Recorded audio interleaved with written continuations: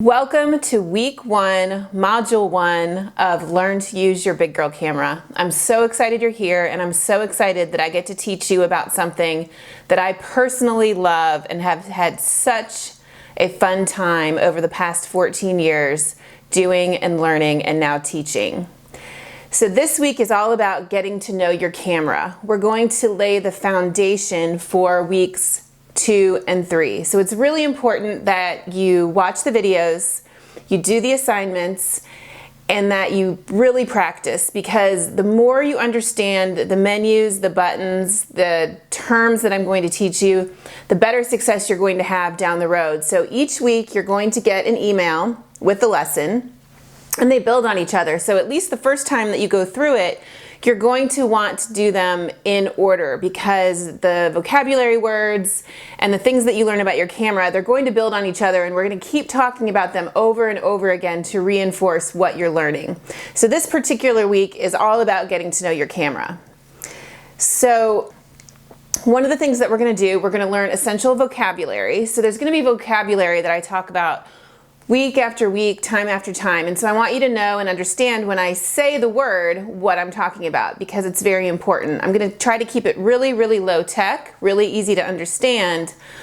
But with that being said, you need to know what these words mean, especially if you go and you look at other tutorials or you want to keep learning, they're going to use these words as well. So it's really important that you understand.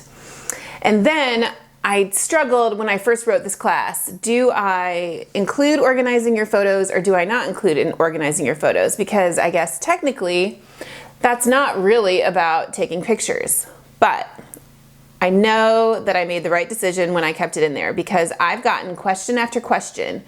My computer has become a digital wasteland. I can't find anything. I don't know where it is. I want you to think about, if you're a young mom right now, think about in 18 years when you go to make a graduation video and you need to go find all these pictures from events throughout your life. You want to make sure that you start now and that you organize and that you have a great foundation to set you up for success for the long term. Now, let's say you have an 18-year-old and you didn't do this. It's okay.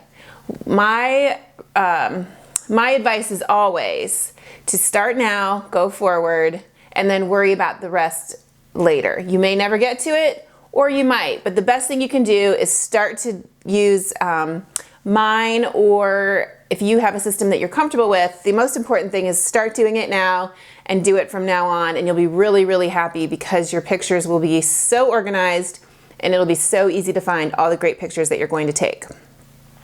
And then the other thing we're going to talk about this week is your lenses. So I found that my students really don't understand what all these numbers mean here. So I'm going to show you, this week I'm going to show you just kind of how to read your lens and what it means. And then next week in the aperture class, we're going to talk more about the differences in lenses and what they bring to your picture. So in this particular module this week, I'm going to introduce myself, tell you about my journey. I'm going to show you some of my starting pictures, because I think it's really important to know that everybody has to start somewhere. I find it very disheartening when I go to a conference or I go and see someone speak and all they do is show all their beautiful photos, and you're like, well, that's great, but I don't feel like I'm ever going to get there. But that's not true. You will. And so I love when people, I went to a conference last year and there were 3 amazing photographers. They were all Canon Explorers of Light, which is Canon's highest honor. And they showed some of the funniest pictures when they were just starting out. I mean, the pictures were terrible. And I think, to quote one of them, she said, "If I can become a Canon Explorer of Light, then you can do anything." And it was true. Her pictures were terrible to start with. So that's kind of fun to look at. Then we're going to talk about organization. I've got a system that I've been using since 2004. Before I ever picked up a digital camera, I've used this system. I can find anything. I can find it. And I want to share it with you and show you how you can do it too. And then finally, we're going to talk about all the menus and buttons. Now, I know that's probably not the most exciting topic, but if you don't understand the menus and the buttons, it's going to be very hard to get to know your camera well enough that you can go out there and make pictures effortlessly. And that would be the goal eventually, that this would all be effortless. So who am I? You're probably wondering, why on earth are you teaching me this class? Well, let me tell you. So I've been shooting since 2004. I've always been the family historian, the scrapbooker. I was my sorority historian. I love to take pictures, but I never really thought about the picture itself. I thought about capturing the memory, but I never thought about what it looked like. So one day after my kids were born, I saw a picture and I thought, wow, that looks so much better than mine, but I didn't know why it looked better. So I asked my friend, I said, what? That's a really good picture. And she's like, oh, you know, we have one of these cameras. And I'm like, oh, okay, it must be the camera. And so I got my first SLR before there was a D. Basically, I had to buy film for the camera. And you know, my pictures were not great, but I could see potential. I knew that they were better than my little point and shoot that I had at the time. So when the Canon Digital Rebel came out, I bought it, hot off the press. It was the first consumer digital SLR, and I bought it. And I'd never spent that much money on anything for myself in my life. So I ended up taking a lot of classes, and one of them was how to organize all your digital files. And I have used that class since that day forward. And that's what I'm going to show you because it's been so helpful to me. And then I found a class at a technical college. I took that. I took the next class. I took my assignments very seriously. I really put my heart and soul into it, and I loved it. And so I've been doing this now for 14 years. And in 2010, I took my first online class. I've gone to conferences. I ended up starting a business. I take senior pictures, professional pictures for businesswomen, pictures for their website. I've been hired by Fortune 500 companies. I've taken their CEOs' headshots. I've photographed major country concerts, which is a lot of fun. So in addition to having great pictures of my family, I've also gotten to do a lot of really neat things that this photography journey has taken me on. But whether you want to do that or you just want to get great pictures of your family, I want to teach you how to use your big girl camera, because this is going to be the foundation for anything you do from here. So if you say you're into food photography, you have to have the basic foundation, and then you can go and start to take these more advanced or specific classes, because all of them require that you know how to use your camera already. And so they can be overwhelming if you don't have that foundation. So that's what I hope to provide you today. So I shoot with a Canon 5D Mark III, which is a professional camera, and a Sony a7R II. But I haven't always used professional cameras. Like I said, I started with the Canon Digital Rebel, had a little teeny sensor, a little window on the back. It probably wasn't even as powerful as your iPhone, but I got some of my favorite pictures of my kids with that camera. I had that camera for 6 years. And then in 2010, I upgraded to the Canon 7D, which I actually still have today. It's right here. And it's kind of a cross between an entry-level camera and a pro camera. And I used this for 4 years, and then when I went into business, I went ahead and got some upgraded cameras. But you don't need the best camera to do this. You can get an entry-level camera, you can get a used camera. The important thing is that you practice and you understand. And then someday, if you want to upgrade your camera, that's great. But it's not about the camera, it's about the person taking the pictures and their understanding of the camera itself, of light, of the artistic interpretation, etc. So with that being said, I'm excited. I've got a lot of years under my belt and I love teaching, and so I want to start to teach you. So let's walk through some of my earliest pictures. I mean, some of them are cute, but I'll tell you, I was looking through them and they're really pretty much a hot mess of dark pictures, really bad light, blurry. You'll see. Some of them were happy accidents, but I can tell you I had no idea why those pictures were good. I just knew that, hey, this is a really good photo, but now I can look back and I can see elements of the picture that made it good, and I'll try to explain that to you so you can start to recognize them in your pictures when you get a happy accident, and eventually it won't be happy accidents anymore. You'll know exactly what to do to create that picture that's in your head. So this is a picture of my daughter. She is now in college, so this is a while ago, but I just thought it would be adorable to put her by the window, but you can see that it's all dark because I didn't understand the light. Here I've got a picture of my two girls at the pumpkin patch. I had big, I had big visions of what this photo shoot was gonna look like. Well, you can see I focused on the background, I did not focus on them, and I put them in some really bad harsh light, so not the best. Here, this is an adorable picture of my daughter. She's now a junior, and it's cute. It's got some elements of some good things. She's framed nice. The background's nice and blurry. There's some lines through it that lead your eye to the subject. So there's some good things in here, but ultimately she's in really bad light. Her eyes are all dark. There's spots of sun on her face. So now I would know how to turn her and how to take this picture differently to make it a good picture. But I would call this one pretty much a fail. Now, I love this picture, I'm not going to lie. This was one of my assignments in my very, very first classes. And I remember specifically what the teacher's critique was. He said, it's a little blurry, but is there anything wrong with this picture? No, it's adorable. So I still love the picture. But if you look at their faces and their eyes, it's a very blurry picture because I didn't understand shutter speed and I didn't understand what I was doing. And so ultimately it came out blurry. But I still love their expressions, I love their connection. So like he said, there's nothing wrong with this picture, but technically it could be a lot better.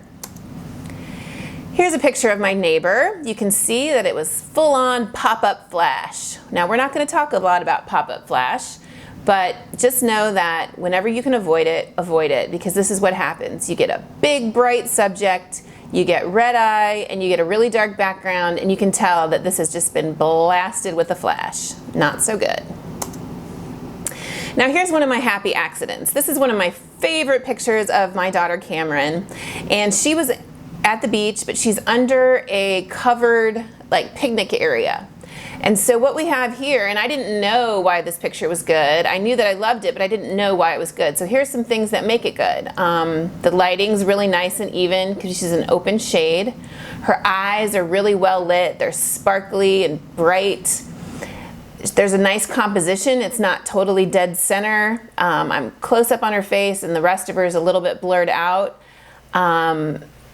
She's got a really great connection with the camera. So once you get the technical basics, it's really nice to start focusing on the connection to your subject because you can tell when a subject is really connected to you or they're out looking at something else. So that's some of the elements that make this one of my favorite pictures. But again, it was an accident. I didn't know what I was doing. Here's another happy accident. This was my little neighbor. I think she's a junior in college now, but she was standing in some beautiful light. We have some beautiful, evenly lit rim light. The little dandelions lit up. There's a nice halo around her hair. She might be a little dark, but ultimately this is a really, really nice picture. And again, I didn't know what I was doing. I didn't understand rim light. I just knew that this was a nice picture, and I believe her mom still has it framed in her house today. Now this is my daughter, and I love this picture, except it's dark. So sure, I could go and I could brighten it up in Photoshop or whatever, but ultimately we want to capture the picture in camera the best that we can because Photoshop should really only be used to enhance a picture, not to fix a poorly executed picture. And now I know, had I turned her around, I could have gotten, you can see the light in the background, I could have gotten her face better lit and still blurred out the background. It's a cute picture, but technically not so great. Now here's some of my today pictures. So this is the same girl, but she's all grown up. And now I know what kind of light to sit in. So we were at a diner, we were by a big window, her face was pointed toward the light, it lit up her blue eyes, just made her look beautiful. The blue really enhances her eyes and her skin tone. Here's my other daughter and her friend. We were out in the desert. Again, we had the sun to the back of them. I understand more about how to light, how to blur the background. I know what I'm doing. I can create the look that I see here in the camera. Now this is a prom picture. This was a bright sunny day, pretty harsh lighting, but again, I know where to put them so that the contrast really lights up their hair, the sun lights up their hair without leaving spots all over their faces. And again, had I done this 10 years ago, I might have put them in bad light and had dappled light all over their face. But now I know what I'm doing, so it's really easy to say, stand over here, spin your skirt, and it gets great pictures. These are 2 pictures from the beach, so you can tell they're not just a snapshot. I know how to backlight them to make sure they're evenly lit. I have a little bit more artistic expression than I did 10 years ago, and this all comes over time and study and practice, but it doesn't just happen, and you're probably not going to get immediate results, but you just have to keep practicing and practicing and practicing and getting feedback and finding out what to look for. For example, I never knew that my pictures were blurry until somebody pointed it out. And then I started paying attention to that. And now I'm very in tune with that. They're not blurry unless I want them to be blurry. So the most important thing is compare you to you. This is the hardest thing I think about photography, especially in the Instagram era. Now, I guess I was kind of lucky that I learned in 2004. I started my journey, and Instagram and social media, I think I got on Facebook in 2009. And I didn't have to compare myself to a lot of other people because I didn't see a lot of other people's pictures, right? Because there wasn't social media. I wasn't looking at other people's pictures all day long and comparing myself. And so what I want you to do is what I just did. I want you to go back and I want you to document, if you're starting, document where you're starting now. Save these pictures, like pictures with my brand new camera, okay? And then, a year from now, go look at those pictures and look at the pictures you're taking a year from now, 5 years from now. I can guarantee you if you're practicing and doing the work, you're going to see growth. And that's what you need to compare yourself to, because comparing yourself to people that have been doing this for 10 or 15 years or even a year and they've been practicing and practicing, it can be a little soul-sucking, it can be a little discouraging. So I want to encourage you, and it can be hard, but encourage you. It's like you want to look at other people's pictures for inspiration so that you can say, I want to learn how to do that. That's good. But if you start to look at it so much that you get down, like I'll never be that good, or I'll never achieve that, it can be very discouraging. So it's a fine line. So definitely look out there for inspiration. But if you feel yourself going into that dark place and comparing yourself and feeling down and just wanting to give up, just put it away. Just put it away and practice and compare you to you. And it's like anything. I'll probably use a lot of sports analogies here, but like anything, some people are going to pick it up more quickly than others, like sports. So some people are natural athletes. They go out there, they're good at whatever they do, right? There's people like that. They have a keen eye. They pick up technical things quickly. They just got it and they start the ball rolling. Others, probably more like me, I'm pretty good on the technical side, but I've really had to work hard to hone my artistic skill over the years. It's going to take more slowly practicing, experimenting, trying. But just like athletics, there's some people, they outwork everybody else and they end up being better. So not that our goal is to be better, but you know what I mean. So sometimes even in photography, hard work can outrun the person that's just naturally good at it and doesn't have to try that hard. So the most important thing is you want to learn this camera inside and out. You want to be able to work it in the dark. You may never have to work it in the dark. I actually had to one time. I was shooting a concert and I had just had eye surgery, so I couldn't see that well. I didn't tell the client that. But I'm backstage, it's very dark. I had to use my iPhone flashlight so I didn't trip over any cords and knock something out. That would have been my worst nightmare. But I really, literally could not see my camera controls. And I could use the little light button on there, but I still couldn't see it because my eyes were terrible.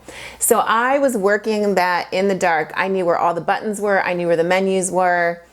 And that's where I want you to get to. It takes a while. It takes a lot of practice. But if you can get to that point where your camera is just second nature, your thumb knows where to go, your fingers know where to go, then you can really focus on the picture itself. So let that be your goal. It's not going to come tomorrow, but I promise you at some point it will become second nature. So here's another analogy that I like to use. I don't know if you play tennis. I do. So getting off of auto is going to be a lot like getting a better serve in tennis. So I could just dink my serve in. Dink. I could do that forever and it would be fine. I'd get the ball in play, we'd play. but I would never get any better. So if my goal is to be a more competitive tennis player, to move up the rung and have better matches, harder matches, then I've got to learn to get a better serve. And what happens when you try to get a better serve? So if I'm trying to get a spin serve, I'm going to be wailing that ball against the fence. I'm going to be wailing it out. I'm going to be having some really bad serves until I don't, right? So all of a sudden you're like, whoo, that lefty spin serve, I just saw that thing whip over there. That person couldn't even return it. It's very exciting. It's the same with your camera. The first time you go off auto and you start to experiment and try different things, and especially the first time you start shooting in manual, it's probably going to be a hot mess. It's going to be like you're hitting your serve into the back fence or whatever. But eventually it's all going to start clicking together, and then you're going to be like, I get it, and I'm starting to get some really good shots. And then you're going to get to the point, believe it or not, you're never going to want to go back to auto because you want that control over your picture. I promise you with practice you'll get there, but it's not going to come tomorrow. It's not going to come in 3 weeks. But I guarantee you if you do your assignments and you watch the videos and you get out and practice, you will see improvement in 3 weeks. You can compare you to you and there will be growth. And then the other thing that I want to help you do is I want to help you see the picture differently. So when I first started out, I wasn't really thinking about light and shadows and I guess the scene and the composition. Those are things that come over time. So in addition to teaching you the camera settings, I'm going to be sprinkling in some bonus content so you can start to think about different kinds of light to shoot in, different ways to compose your shots, paying attention to the eyes to make sure they're sharp, in focus, and sparkly. Because these little things, whether you're shooting on auto, whether you're using a GoPro, whether you're using an iPhone, these all make a huge difference in the way your picture looks. So I want to talk about the different elements of photography and then tell you what we're going to focus on in this particular class, because there are entire libraries of photography instruction and we can only focus on a certain spot. So let's walk through it. So the first is the exposure triangle, and that sounds kind of techy and scary, but it's not, I promise. Okay, so there's 3 things in your camera that come together and they make kind of a math formula to determine if your picture is too bright, too dark, or just right. Okay, so we're going to learn that. We're going to learn it in very easy language.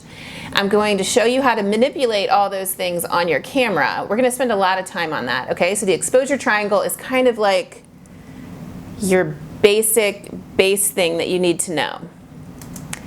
Next, we need technical basics.